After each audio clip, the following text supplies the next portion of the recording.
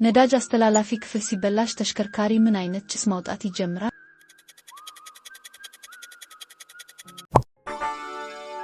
መልሱ ጥቁር ጭስ ነው። የተሽከርካሪ ባትሪ ከስንት ፐርሰንት አሲድ ይዘጋጃል?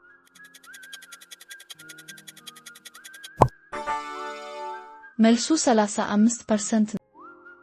በመታጠፊያ መንገድ ለሁለት ጎማ የተለያየ ኃይል በማቅረብ ተሽከርካሪ ሚዛን ጠብቆ እንዲታጠፍ የሚረዳ ኃይል አስተላላፊ ክፍል ምን ይባላል?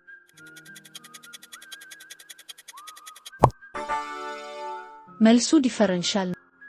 አስገቢ እና አስወጪ ቫልቮች የሚዘጋ ማን ነው?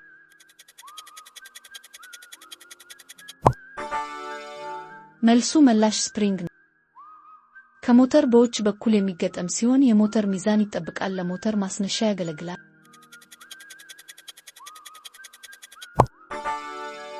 መልሱ ፍላይዊል ነው። ስንት መለሳት? ለቀጣይ ቶሎ እንዲደርሱት ሰብስክራይብ ያርጉ።